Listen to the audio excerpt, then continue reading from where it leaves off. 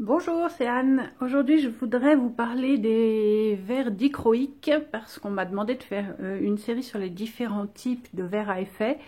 Et donc, je vais commencer par le verre dichroïque. Donc, dichroïque, c'est dichroïque, D-I-C-H-R-O-I-Q-U-E, comme dans chromatique. Donc, c'est quelque chose qui a à voir en fait avec un filtre optique.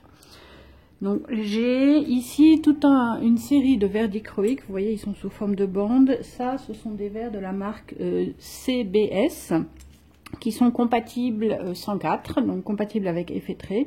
En fait je pense qu'ils sont faits directement sur des plaques d'effet trait clear.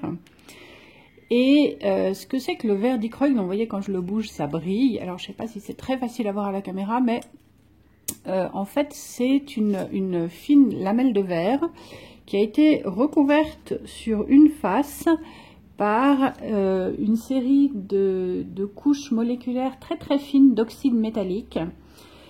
Et ça c'est fait sous vide, c'est un processus assez complexe, et qui vont agir comme un filtre optique sur la lumière. Donc ça veut dire que, je ne vais pas rentrer trop dans les détails, mais ça veut dire que quand la lumière va passer à travers ces filtres, il y a seulement certaines longueurs d'onde qui vont passer et d'autres qui vont être réfléchies. Donc là, vous voyez que j'ai partout du verre qui est sur... mes verres dichroïques qui sont tous transparents ici. Ça veut dire que je vais pouvoir jouer sur deux aspects. Si j'utilise le verre transparent comme ça, je vais voir une couleur. Alors, je ne sais pas si vous arrivez à voir, là, voilà. Ici, on est plutôt dans les bleu-vert. Vous voyez la lumière qui se reflète, on est plutôt dans le bleu-vert. Et puis... si je la pose sur quelque chose de sombre, vous voyez bien cette couleur bleu-vert. Par contre, ça c'est la couleur donc qui est réfléchie par le filtre optique. Si je prends cette lamelle et que je regarde à travers, et c'est ça qui est peut-être difficile à voir, quoique là je crois qu'on voit à la caméra, je vais voir les couleurs opposées. Parce que par transmission, c'est une autre série de longueurs d'onde qui passe. Donc selon que je vais poser ce verre transparent sur une base opaque ou une base transparente, je vais voir une série de couleurs ou l'autre. Alors ça, ce sont des verres dichroïques qui ont des motifs et puis qui sont un peu arc-en-ciel. Toute cette série-là, je ne sais pas si vous arrivez à voir, celui-là, il a un motif qui est plutôt à base de petits carrés, voilà. Celui-là également, ça c'est quelque chose qui ressemble, qui est un peu arc-en-ciel et qui ressemble peut-être plus à quelque chose de plus organique, un peu des racines ou quelque chose comme ça. Et puis j'en ai ici qui sont peut-être plus proches de ceux que vous connaissez, qui sont juste un peu, que ça ressemble un petit peu juste à quelque chose de brillant en fait. Alors ici, donc vous voyez que quand on regarde par réflexion, je ne sais pas si vous voyez, là je crois qu'on voit la réflexion, on est dans les bleus, et puis si au contraire on voit par transparence, on est dans les rouges. Donc je vous remontre sur un fond noir, parce que ça c'est forcément par réflexion, donc on est vraiment dans le bleu-vert. Et puis donc par transparence, on va voir les couleurs opposées, c'est-à-dire plutôt le rouge. Alors ces verres, donc on voit assez facilement quand on les a dans les mains où est posée la couche dichroïque. Donc vous voyez que là elle est sur cette face-là. Hein. Si je regarde par ici, je la vois à travers. Si vous n'êtes pas complètement sûr de savoir sur quelle face elle est posée, parce que c'est important de le savoir, en fait il y a un petit truc pour trouver ça. Vous prenez une épingle, un stylo, là on va prendre, je vais prendre une petite pointe ici, et vous allez toucher la surface. Et il faut regarder, alors encore une fois là à la caméra, ça risque d'être, je vais prendre quelque chose de plus épais parce que ça risque d'être un peu difficile à voir. Je vais essayer de le faire plus près de vous. Voilà.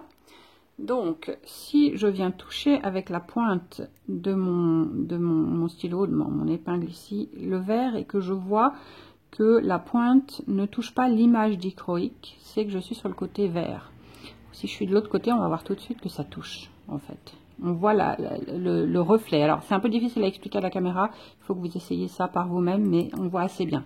Normalement, on voit de toute façon assez bien quel côté c'est. Alors, pourquoi c'est important de savoir quel côté c'est? Parce que cette couche dichroïque, elle est extrêmement fragile.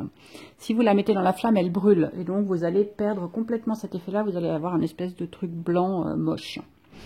Donc, quand vous allez utiliser ce verre, il faut faire extrêmement attention de ne jamais mettre la couche dichroïque directement dans la flamme. Donc on va toujours faire en sorte que la flamme ne touche que le verre, que le côté vert. Donc imaginons, je vais faire ça avec ma main, que ça c'est ma flamme, d'accord? Eh bien, je vais toujours, quand j'introduis le verre dans la flamme, toujours le faire avec le côté vert, côté flamme, d'accord? Si à n'importe quel moment, la flamme touche directement le côté dichroïque, vous allez le brûler, vous allez complètement perdre cet effet-là. Alors, vous avez peut-être vu d'autres types de verres dichroïques, dans le sens où là, ils sont appliqués sur du verre transparent incolore, du clear, mais il en existe aussi qui sont directement appliqués sur les baguettes de verre, mais je ne peux pas vous en montrer parce que j'en ai pas. Dans ce cas-là, la couche dichroïque n'est pas du tout protégée, et c'est une bonne idée, avant de l'utiliser, de recouvrir la baguette colorée, toute la partie dichroïque, avec une couche de verre transparent, de manière à pouvoir les manipuler plus facilement. Parce que sur les baguettes, c'est pas très simple de laisser en fait la couche dichroïque en dehors de la flamme. Voilà. Alors, je vous ferai une démonstration au chalumeau, mais là aujourd'hui, je ne peux pas filmer au chalumeau. Donc, je vous ferai une démonstration un petit peu plus tard. Il faut aussi savoir que ces verres-là, CBS, donc qui font des verres avec des motifs, et puis des effets un peu d'arc-en-ciel, de couleurs, vieillissent pas très bien. Ceux-là, je les ai achetés il y a en tout cas une dizaine d'années, au moins. Et maintenant, quand j'essaye de les utiliser, j'ai tendance à avoir toujours la partie dichroïque qui devient blanche et qui s'effrite et qui ne donne pas du tout le résultat escompté.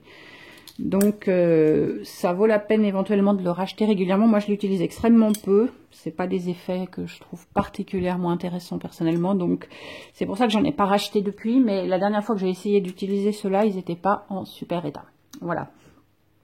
Donc, si tout ça vous intéresse, n'oubliez pas de vous inscrire pour être informé des prochaines publications de vidéos. Et puis, à très bientôt.